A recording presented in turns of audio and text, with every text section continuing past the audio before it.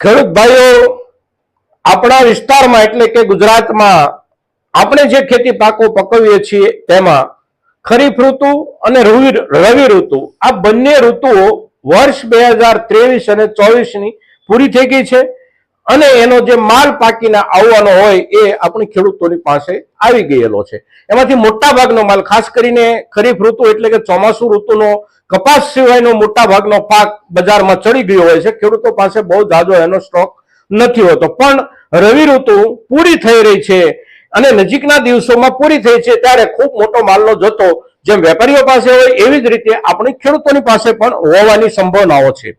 અને ખેડૂતો પાસે જ્યારે ખૂબ મોટો માલ હોય છે ત્યારે એના ભાવ સંબંધી એક જે ચિંતા આપણને રહેતી હોય છે એના પર ચર્ચાઓ થવી જોઈએ અને વારંવાર થવી જોઈએ, જેથી કરીને આપણા મોટા ભાગના ખેડૂતો એનાથી માહિતગાર રહે. તો અત્યારના આજના દિવસોમાં કઈ કઈ ચીજો માટે આપણે ચિંતાથી બહાર રહેવાનું છે એના પર આપણે આ વિડીયોમાં ચર્ચા કરીએ છીએ મિત્રો. તો 4 પ્રકારની જે પેદાશો આપણી અત્યારની છે અને ખાસ કરીને રવિ ઋતુની છે એના પર આપણે ચર્ચા કરીએ છીએ મિત્રો આ વિડીયોમાં. તો આપ સૌ આ વિડીયોમાં બન્યા રહેજો. નમસ્કાર ખેડૂત મિત્રો, જય કિસાન, જય ભારત. ખેડૂત મિત્રો, આપણે આ વર્ષની આ સિઝનની ખાસ કરીને જે અત્યારના સમયમાં પાકી અને તૈયાર થઈ ગયેલી જે ખેત પેદાશો છે એના પર આપણે થોડી સામાન્ય ચર્ચા બજારના હિસાબથી કરીશું. બજારના હિસાબથી જ્યારે ચર્ચા કરવી હોય છે ત્યારે એના ઉત્પાદનને આપણે ધ્યાનમાં રાખવું પડતું હોય છે. તો આ વર્ષની સિઝનમાં જે 4 વસ્તુઓ અત્યારના દિવસોમાં આપણે જેના પર ચર્ચા કરવા માંગીએ છીએ એ 4 વસ્તુઓ છે ઘઉં, ચણા, તુવેર અને તલ.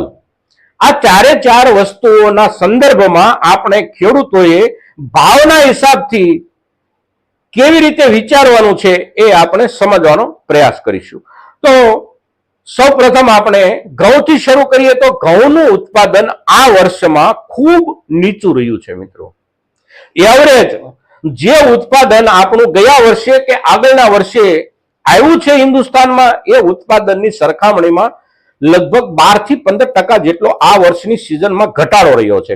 અલબત્ત આપણે ત્યાં ગુજરાતમાં કે સૌરાષ્ટ્રમાં ઉત્પાદનમાં આપણને ઘટાડો ન દેખાતો હોય, પણ રાષ્ટ્રીય સ્તરે જ્યારે એના આંકડાઓ પ્રસિદ્ધ થઈ જાય છે અને એના આંકડાઓ દરેક બાજુથી આવી જાય છે, વેપારી આલમ તરફથી પણ આવી જાય, સરકાર તરફથી પણ આવી જાય અને ઉપરાંત વિવિધ ખેડૂત સંગઠનો તરફથી પણ જ્યારે એના આંકડા આવી જાય છે ત્યારે જે સંકલિત આંકડાઓ હોય છે એ સંકલિત આંકડાઓના આધારે આ વર્ષના રવિ પાકમાં ઘઉંના ઉત્પાદનમાં ઘટાડો અવશ્ય છે મિત્રો. અને એ ઘટાડાની અસર બજારની શરૂઆતથી જ આપણને જોવા મળે છે. દેશના તમામ માર્કેટિંગ યાર્ડોમાં ક્યારેક સામાન્ય ઘટાડો અગર તો 2-5 દિવસ કે 10 દિવસ માટે સ્થિરતા બાદ ભાવમાં નિરંતર વધારો થતો રહ્યો છે. ક્યારેક ઓછો વધારો, ક્યારેક વધારે વધારો, પણ એકંદર ભાવમાં વધારો થતો રહ્યો છે. સરકારના ઘણા બધા પ્રયાસો રહ્યા કે આપણને ઘઉંના વધારે ભાવ ન મળે અને એને માટે સરકારે સ્ટોકની ચર્ચા કરી, વ્યાપારીઓને, સ્ટોકિસ્ટોને સ્ટોક ન કરે એ માટેના કેટલાક રૂલ્સ બનાવ્યા. તેમ છતાં પણ ઘઉંના ભાવમાં ઘટાડાનો કોઈ સંકેત ન મળ્યો, કારણ કે રાષ્ટ્રીય જરૂરિયાત જે આપણી છે એના કરતા પણ ઘઉંનું ઉત્પાદન જ્યારે ઓછું દેખાતું હોય બજારને ત્યારે બજાર પાછું હટતું નથી.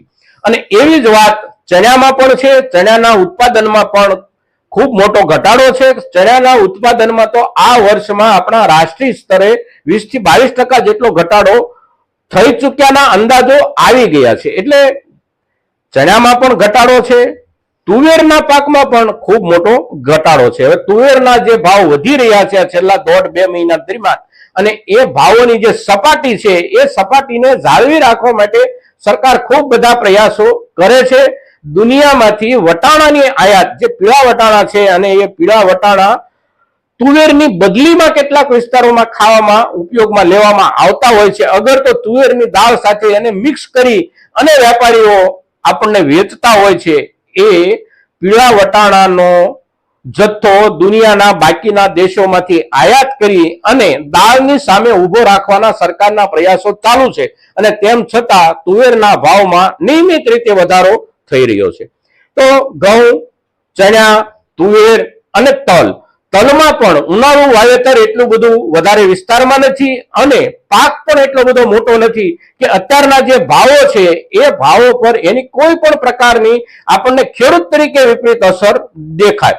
તો આ ચાર વસ્તુઓ જે છે એ અત્યારે ખેડૂત તરીકે આપણી પાસે પડી છે તો પણ ચિંતાનો વિષય નથી. આગળના દિવસોમાં આપણે કોઈ પણ સમયે એને વેચવી છે તો સમય પ્રમાણે એના સારા ભાવ મળવાની તમામ શક્યતાઓ છે મિત્રો.